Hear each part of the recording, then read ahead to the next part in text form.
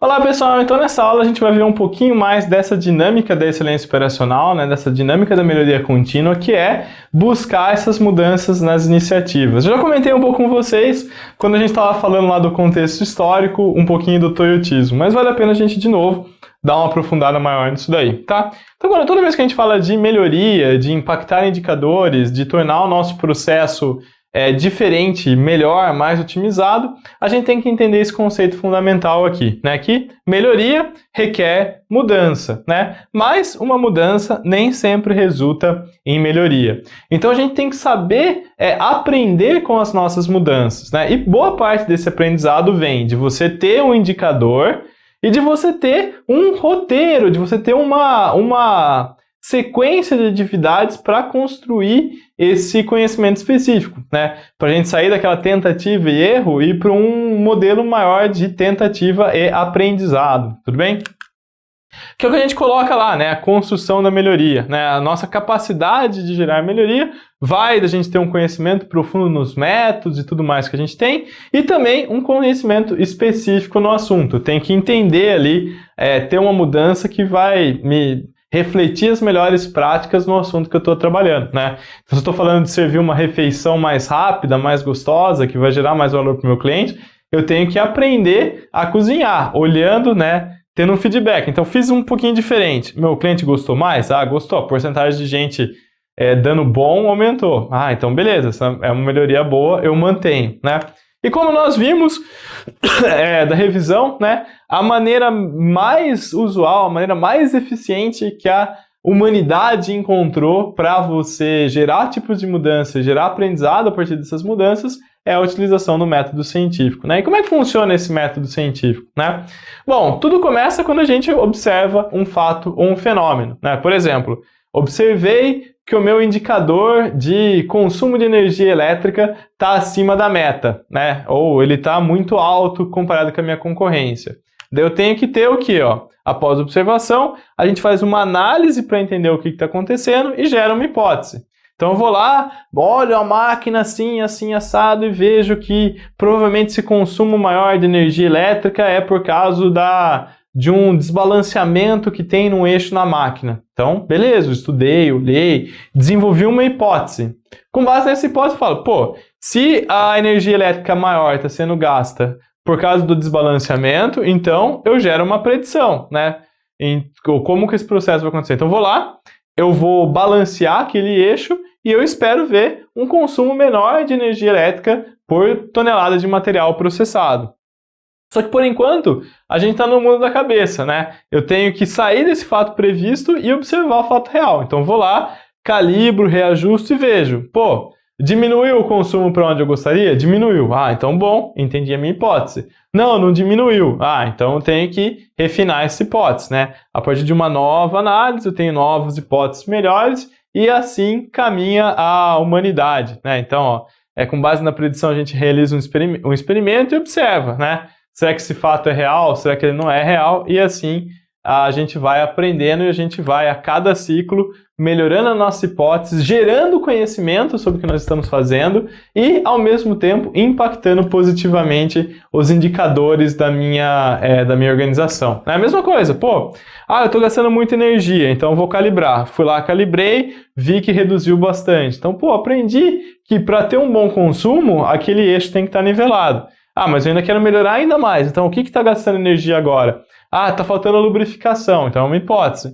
Então, se eu lubrificar, vai melhorar. Vou lá, lubrifiquei. Não melhorou. Então, cara, eu ficar olhando excessivamente para a lubrificação do eixo não é alguma coisa que vai fazer com que a minha máquina gaste menos energia, tá? Essa é a dinâmica do método científico. Eu refleti sobre o que a gente está olhando, Eu refleti sobre aquilo ali, No mundo das empresas e no mundo da excelência operacional, a gente sempre atrela muito esse fato a um indicador do processo, Então, o fato, eu estou demorando muito mais do que o meu cliente gostaria para eu servir uma refeição. Então, esse fato é muitas vezes colocado em cima dos indicadores. Ou fato, tem um concorrente meu que faz um prato muito mais gostoso, que tem uma aprovação muito maior. Fato, tem um concorrente que faz muito mais rápido. Fato, eu estou tendo muitas reclamações. E as análises, muitas vezes, elas também são embasadas com base em ferramentas da qualidade ou ferramentas de análise de melhoria contínua. Por exemplo, eu posso vir aqui fazer um diagrama de Ishikawa para tentar entender, usando lá o método 6M, né? Método, mão de obra, meio ambiente, matéria-prima, medição e... eu sempre esqueço máquina, né? Então eu vou olhando ali dentro disso daí o que pode estar impactando naquele resultado, certo? Então são essas ferramentas aí, mas sempre eu vou ter que construir a hipótese e sempre eu vou ter que fazer um experimento para ver se eu mexo o meu ponteirinho, beleza? Que é o que a gente coloca, né? Parece simples, né? Mas como fazer com que todos na organização estejam preparados para aplicar esse método científico? Ele é uma maneira de pensar, não é? A hora que eu rodo bastante isso, eu já vou ficando com essa coisa mais na minha cabeça, eu já vou olhando o mundo através dessas óticas. Mas quando a gente está acostumado, não está acostumado a fazer experimentos, ou não está acostumado a observar os fatos, a gente precisa de uma ajuda, né? E foi justamente aí que os japoneses, né, criaram lá o famoso ciclo PDCA, né? Plan, do, né? Planejar, fazer. Quando é C é o check, né? E quando é o S é o stud, né? Tem uma controvérsia se é PDCA ou PDSA. Inclusive a gente vai deixar aí um vídeo muito legal do nosso canal no YouTube, onde o Virgílio, que é outro sócio, ele explica um pouquinho de onde que veio essa diferença de um e de outro, né? E agir, né, que é o act, né, de tomar uma ação. Então eu planejo uma mudança, executo ela, vejo o que aconteceu dela e depois eu tomo ações, né, ou para padronizar esse nosso processo ou para mudar o padrão, né, dentro daquele nosso processo, né. Então esse é o ciclo PDCA, PDSA, tudo bem? Então como é que ele funciona? A gente observa como estão as coisas, pensamos por que elas estão assim, o que podemos mudar, né? Planejamos essa mudança, realizamos, analisamos para ver o que aconteceu e daí a gente entende o que a gente quer incorporar no dia a dia. E aqui tem exatamente esse PDCA rodando, né, para aquele exemplo. Então, ó, fato, identifica o problema, observei o fato, né? Olha, o meu consumo de energia elétrica por tonelada está acima da minha meta. Então isso é um fato, né? E daí eu vejo lá, observação, desdobro esse problema maior em problemas menores, né? E analiso, busco a causa daquele problema com a equipe. Então eu vou lá e faço um diagrama de Ishikawa, né? Então, cara, o problema maior, o consumo de energia por tonelada está alto, mas vamos quebrar em verdade, vamos ver o consumo de uma máquina específica. Ah, beleza, é um problema menor. Daí eu entendo lá, pô, consumo elevado na máquina X, tá? Esse daqui é o diagrama de Ishikawa. A gente coloca o efeito que a gente quer entender nessa ponta e depois desenha lá a escama de peixe para procurar as microcausas. Essas microcausas nada mais são do que explicações para aquele efeito que me dão ideias do que mudar. Geralmente, de novo, a gente usa os 6 M's, né? Então, método. O que é relativo ao método de operação da máquina pode estar gerando aquilo ali. De mão de obra, o que a mão de obra pode estar fazendo que pode gerar o consumo elétrico maior. De matéria-prima, né? O que na matéria-prima pode estar gerando esse consumo? De máquina, de meio ambiente, né? Então, o que ali em vez, rodando, né? Então, método, mão de obra, matéria-prima, máquina, meio ambiente e medição, né? O que na medição pode estar gerando aquilo. Então, a gente vai tentando esgotar. Então, na máquina, olhando máquina, eu poderia lá ter um problema que é o nivelamento da base da máquina pode estar fora, né? Pode estar ruim. Tá, então isso daqui é uma microcausa. Eu consigo pensar numa mudança para endereçar esse nivelamento? Consigo. Então, a minha mudança, mudar, né? Nivelar. Eu poderia ver também aqui na máquina, então, olha, o rolamento estaria emperrado.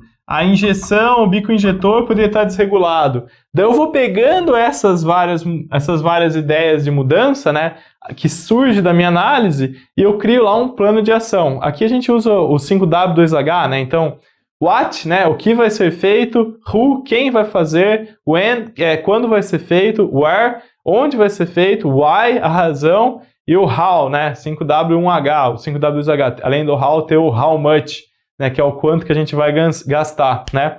Então aqui, ó, pô, beleza. Nivelar a base. Então é uma ação que eu tenho que tomar. Então, nivelar a base do equipamento. Responsável, o Gerson. O prazo, até 15/4.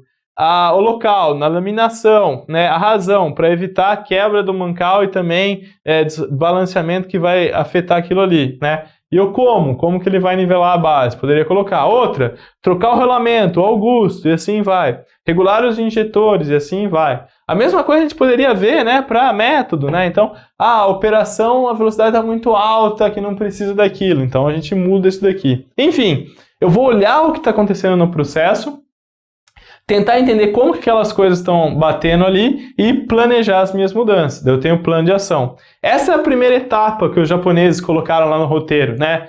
Primeiro, observa o seu problema, analisa ele, pensa na causa raiz, tenta uma análise, né? Faz uma análise e tem ali as ações.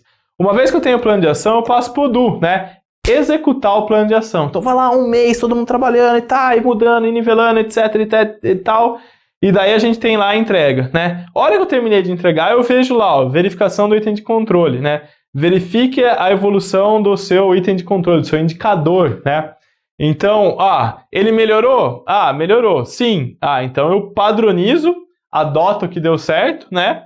E eu concluo aquele ciclo, né? Se não deu certo, eu vou agir, eu vou voltar lá na minha análise e vou analisar isso daí de novo, certo? Sempre quando dá certo, a gente muda aquela ideia de padrão, né? Lembra que a gente comentou lá da história? Uma coisa que é interessante a gente falar é que os padrões, eles são uma coisa fundamental também quando a gente fala de excelência operacional, né? Por que a gente fala de padrão na excelência operacional, né? O que significa a gente ter um padrão, né? Ou a gente estruturar um padrão, né? Muita gente tem aversão quando a gente fala de padrão, né? Que lembra de escrever documentação lá para norma ISO, dá até um arrepio quando a gente fala de padrão. Mas padrão, gente, uma empresa pode ter vários padrões, ter um padrão excelente, um nível de padronização excelente, sem escrever um único documento.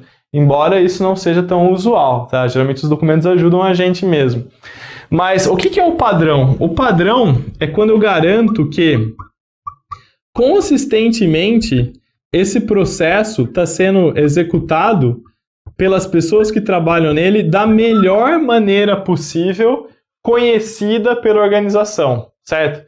Por exemplo, eu sei que o equipamento tem que estar nivelado, que o rolamento tem que estar trocado, papapá. Eu sei isso como organização, né? A mesma coisa, simplificando, né? Eu sei como cozinhar um arroz, né? Agora, tem dia que eu cozinho o arroz do jeito certo, tem dia que eu coloco mais sal, tem dia que eu mudo a ordem das atividades, tem dia que é a minha mulher que cozinha, ela faz tudo diferente e não fica um arroz tão gostoso. Então, eu tenho que entender qual é o padrão, qual é a melhor maneira de cozinhar o arroz conhecido pela organização. E eu garantir que eu tenho um padrão é que eu garanto que a saída, né, está sendo consistentemente produzida pela melhor forma possível, tá? E como é que eu faço isso? Bom, é muito difícil, porque as empresas da vida real trocam de operação toda hora, troca de operador, pode trocar até de supervisor, né? Então eu tenho que ter a melhor forma documentada, né? Muito bem escrita, e essa melhor forma tem que estar treinado, né? Tem que ser usada para treinar essas novas pessoas, né? E por treinar, eu quero dizer uma série de atividades que vai garantir que essa pessoa tenha a habilidade de cozinhar o arroz do jeito que eu quero, ou de executar o processo da melhor maneira possível, tá? Por isso que a gente fala de PDCA, de PDSA, fala bastante disso. Eu gero conhecimento, atualizo o meu padrão e garanto que todo mundo saia da mesma maneira, né? Ainda o Taiichi Ohno, né, um dos grandes pais lá do sistema Toyota de produção, ele sempre falava assim, né, sem padrão não há melhoria, né? Porque não adianta eu querer sair no mudar se eu nem estou executando, né, todo o conhecimento que a organização desenvolveu até ali, né? Então isso é muito central, a gente também pensar nesses padrões. Mas, né, uma hora, se eu quiser melhorar, se eu quiser ir muito além ali na minha excelência operacional, eu tenho que gerar esse ciclo de melhoria, eu tenho que aprender e eu tenho que fazer com que essa essa melhoria aconteça de uma maneira consistente em toda a organização, né? É o que a gente fala aqui, ó, tudo, absolutamente tudo em excelência operacional usa esse método de pensar, né? Eu olho que não está legal, mudo o jeito que eu estou fazendo, vou lá, tenho hipótese e padronizo. O Lean trabalha assim, o Six Sigma trabalha assim, o WCM trabalha assim, a gestão da rotina, qualquer uma dessas metodologias trabalha assim. E são essas metodologias que a gente vai começar a ver na aula que vem. Até a próxima.